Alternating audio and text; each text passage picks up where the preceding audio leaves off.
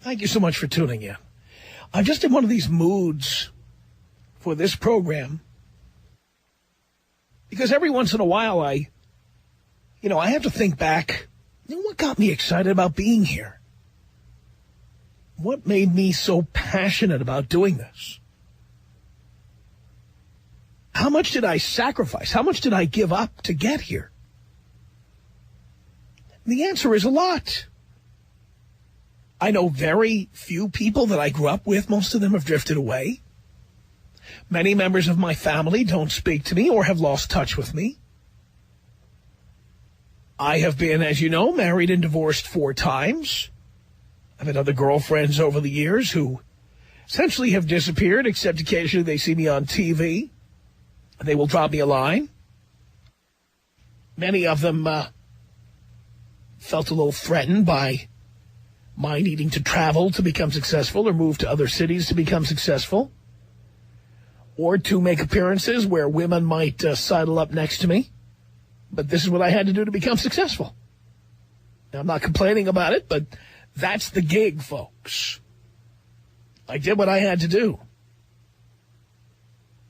The people who wish you the least amount of success are the people who love you the most. It's the irony. It's the hardest thing for you to understand.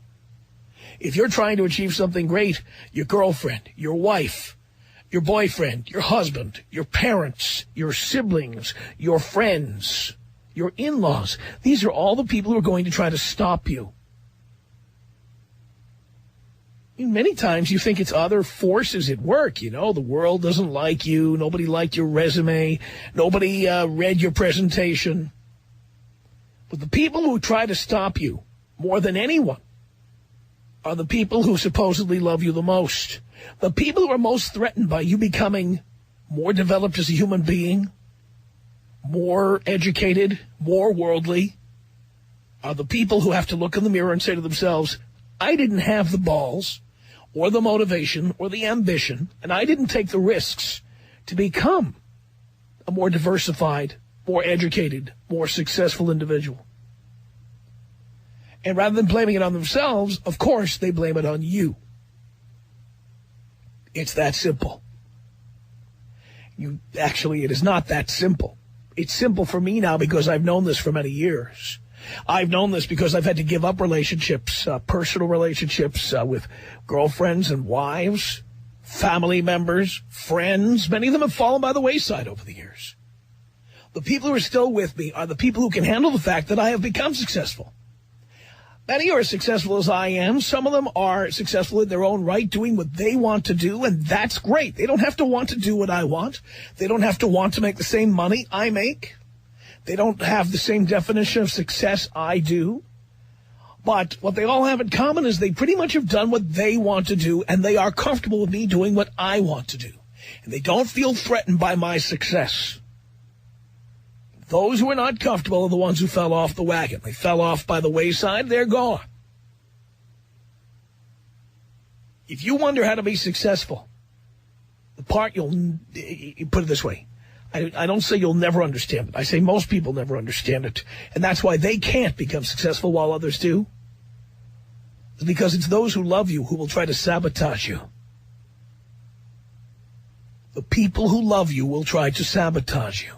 That's why I say that women are dream killers. The people who love you will try to sabotage you. And my own father tried to sabotage me because I succeeded at something he wanted to succeed at. And when he failed, when he didn't have the guts or was not willing to make the sacrifices that I made, he was determined that nobody else he had his thumb on would succeed where he failed. Then I did it anyway. And when my dad died, he had very mixed emotions about my success. The whole rest of the world said, you must be awfully proud of him. And of course, he had to say he was.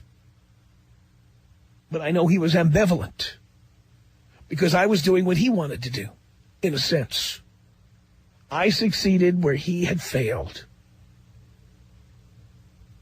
Now, I say he had failed. He had failed at the career choice he had made. He did not keep his focus. He got married, had kids, and it changed his focus completely. Let me say one more thing about that.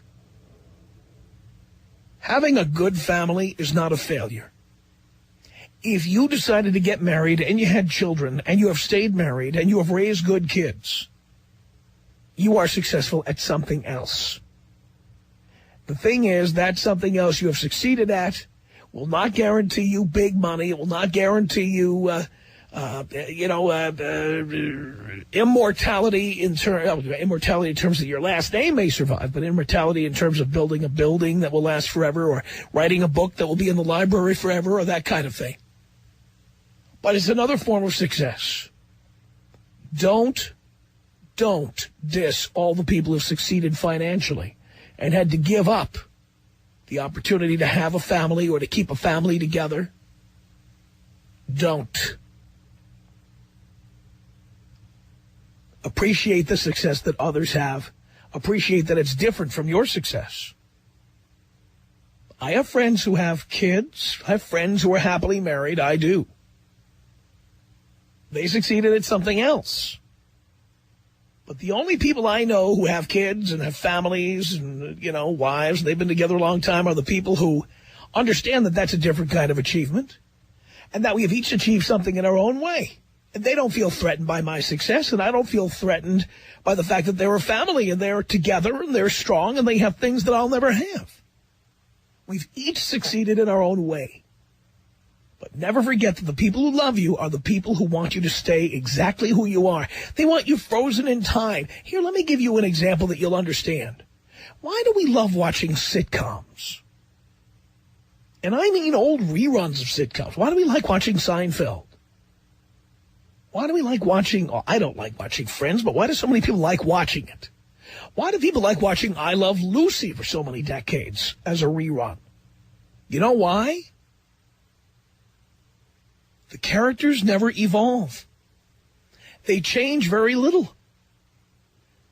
In our minds, Kramer is going to live next door for the next 100 years. Kramer and George and Elaine, they're all going to be Jerry's pals, and they're all going to pal around together. They don't get married. They don't move to the suburbs. They don't have children. They live in the same apartment. Their hairstyles don't change. Their skin doesn't change. They always look the same. And anytime you tune in, it's like dropping in on Friends who never evolve. We love that. And that's the way we want our lives to be. We do not want our friends to evolve. We want them to stay the same, reliably the same. We don't want them coming out of the closet or becoming billionaires or becoming TV stars or movie stars or rock stars. We want to walk in at any time, plop ourselves down on their sofa and ask for a beer and have it be the same as it always was. That makes us feel comfortable. Tell me you don't feel comfortable at 11 o'clock at night when you plop yourself on the sofa and Jerry Seinfeld comes on, or whatever time he comes on where you live. And one of the things that is so reassuring is that those people never change. You don't imagine Kramer having a wife and kids. You don't imagine George Costanza actually going through with his wedding. I mean, the real Jerry Seinfeld got married and had 2 kids, but the Jerry on TV will always live in his apartment with his Macintosh computer and his cordless phone with the big antenna on it and everything. He will always be living in that apartment, looking the same, dressing the same, saying the same things, and it's very comforting. Sitcoms have a lot in common with life for us. We want life to be like that. A bunch of reliable friends who are always there and never change. They never evolve. They never become any more than they are. We reliably know those people will be the same forever. Just like going back to the beginning of TV. You watch The Honeymooners, and my God, Ralph Kramden still doesn't have a new TV, still doesn't have a nicer apartment, still hasn't bought a new icebox, and there's something comforting about that. Ralph Kramden will never be better than we are, ever. And we love it. Think about it. That's how your friends think about you. They want you frozen in time, the way you were in high school, the way you were in college, the way you were at the prom, the way you were when you lived in that starter house of yours, when you were newlywed and you didn't have any kids yet, the way you were when you worked at the malt shop or the burger place or wherever you worked. delivering papers. Everybody wants things frozen in time. Nobody likes things to develop, change, or evolve. We feel threatened by that. It reminds us, number one, in the ways that we do not evolve and change and grow. And number two, it reminds us of the ways we have changed and we don't want to think about it. We're older, we're fatter, we're balder, we're whatever we are. We don't want to think about it. We don't want change. That is why so many people resist success, resist moving forward, broadening their horizons, traveling to other countries, getting more education, because it would mean challenging all of your prejudices and all your preconceived notions, and it would mean making yourself alienating to the people who know and love you. And that's scary for people.